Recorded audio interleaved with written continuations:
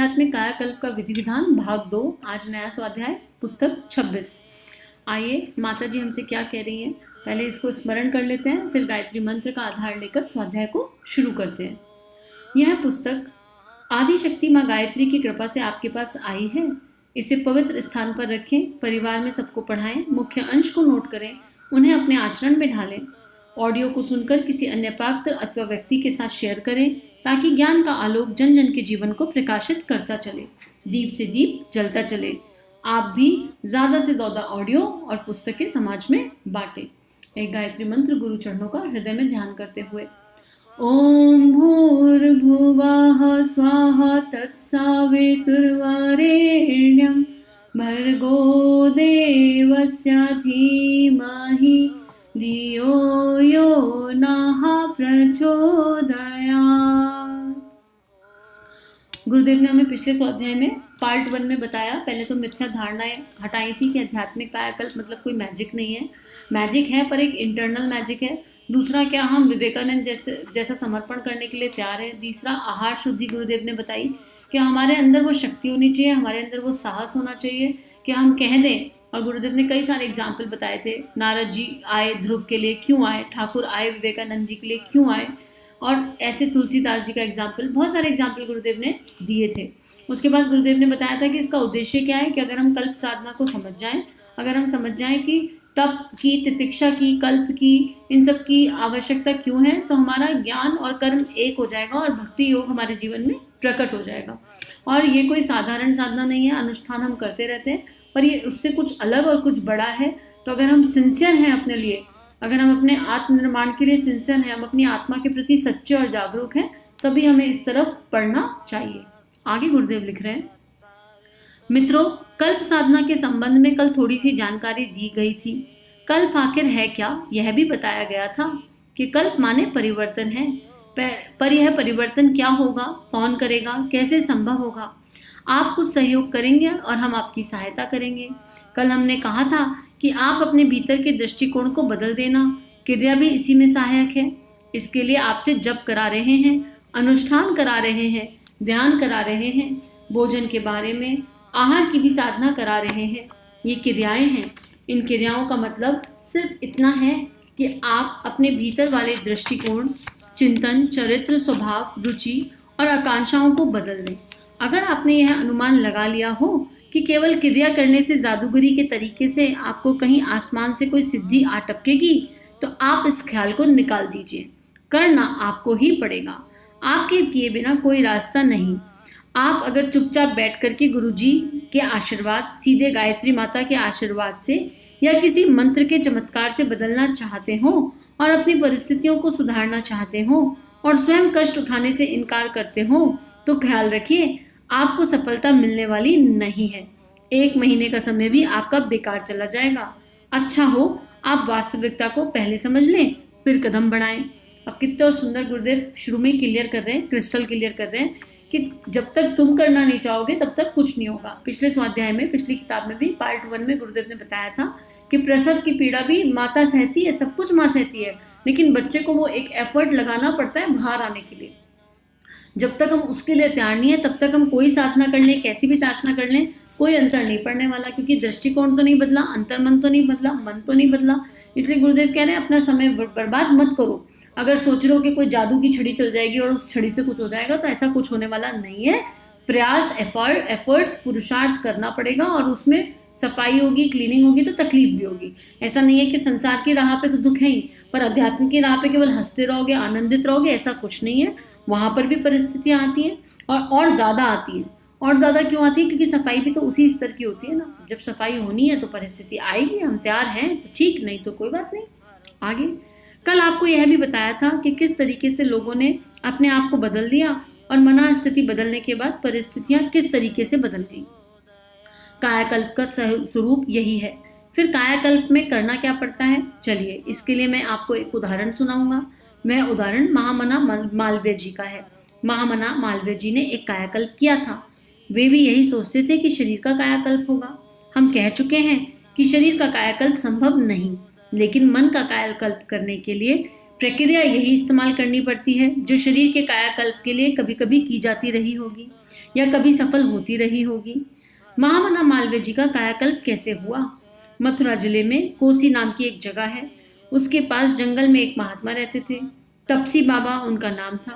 उन्होंने मालवीय जी से संपर्क स्थापित किया और कहा, हम आपका कायाकल्प कर देंगे, आपके बुढ़ापे को जवानी में बदल देंगे। यह प्रक्रिया जिस तरह से इस्तेमाल की गई वह आपके लिए बहुत ध्यान देने लायक है और हम आपके मानसिक कायाकल्प में वह प्रक्रिया जरूर सहायता करेगी। क्या हुआ था उनका? उनके 3 काम हुए थे। मालवीय जी को सबसे पहले पंचकर्म करने पड़े। पंचकर्म किसे कहते हैं? पंचकर्म कहते हैं शरीर के संशोधन को। इसमें स्नेहन, स्वेदन, वमन, विरेचन और वस्ती आदि पंचकर्मों के द्वारा शरीर का शोधन किया जाता है। पंचकर्मों में वमन, विरेचन द्वारा आमाशय में जितना भी मल और जहर भरा पड़ा है उसे निकाल दिया जाता है।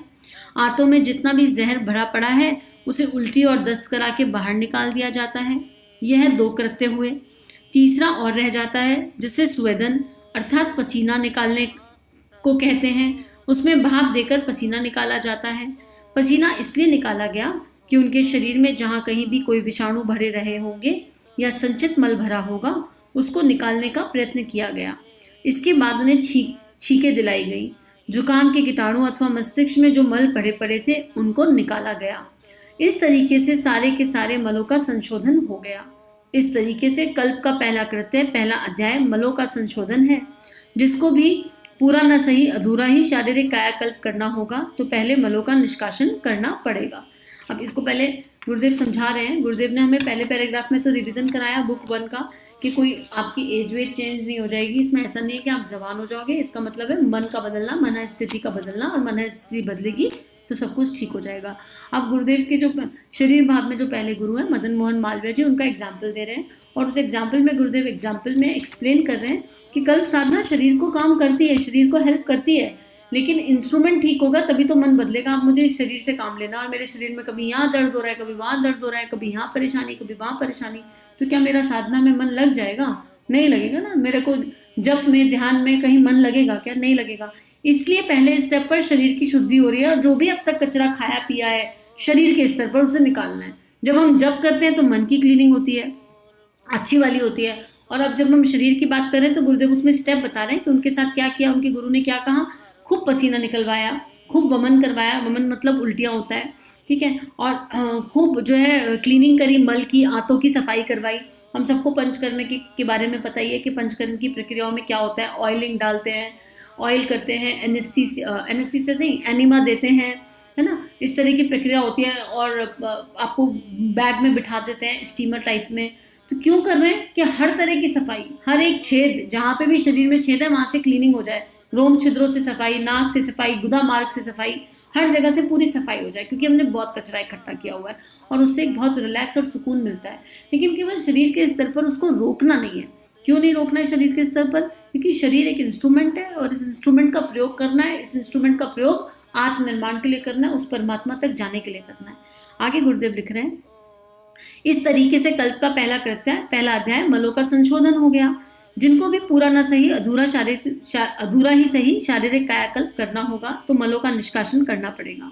दूसरा मालवीय जी को यह करना पड़ा कि 40 दिन एक झोपड़ी के भीतर कैद रहना पड़ा। चारों ओर से झोपड़ी बंद, न सूरज की रोशनी आती थी, न हवा जाती थी और न धूप जाती थी।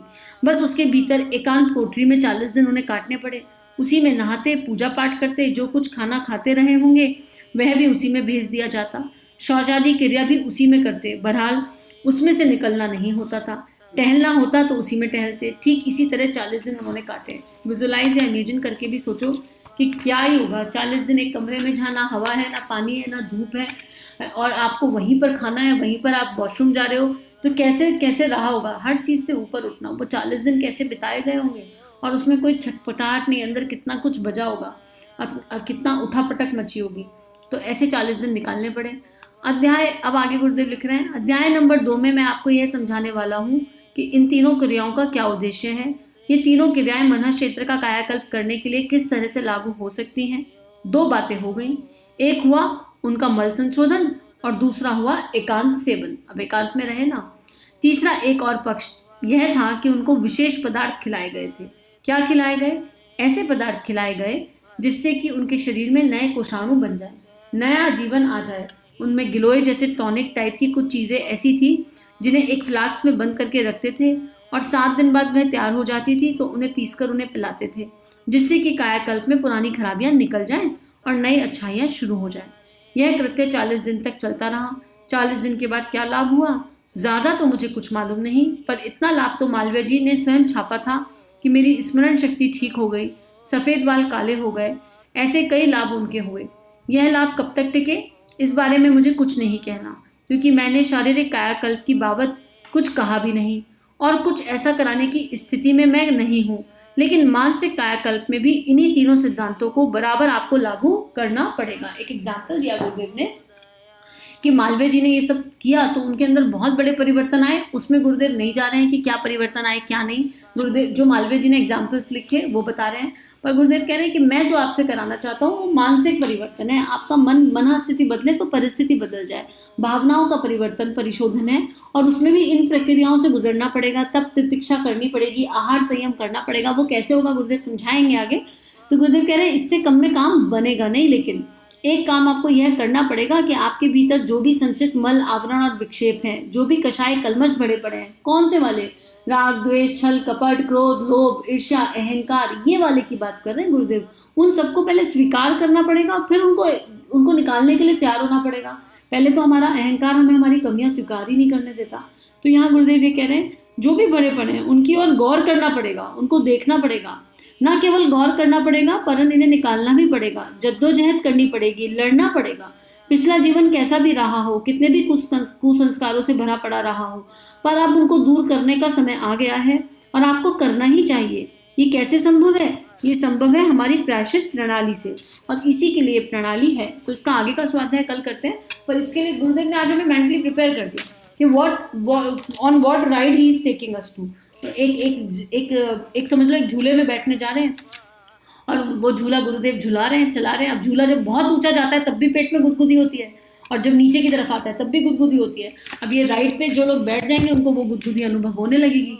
तो अब इस राइड पे बैठना है या नहीं ये सोच लें, हम तैयार हो जाएं। कल तक आगे का ऑडियो आएगा, तब तक के लिए तैयार हो जाइए। तो आज गुरुदेव से, माता जी से, गुरु शक्ति से, गुरु तत्व से एक ही प्रार्थना कि हमारा जीवन उनके सूक्ष्म संरक्षण में बीते और उनका आशीर्वाद हर पल हम सभी पे बना रहे और वो जो चाहे जैसा चाहे जीवन वैसा हो जाए। सभी को प्रणाम। हमारे YouTube चैनल को सब्सक्राइब कीजिए और बेल आइकन पर क्लिक कीजिए ताकि आने वाली सभी वीडियो की नोटिफिकेशन आपको मिलती रहे। आप सभी को बहुत बहुत थैंक यू।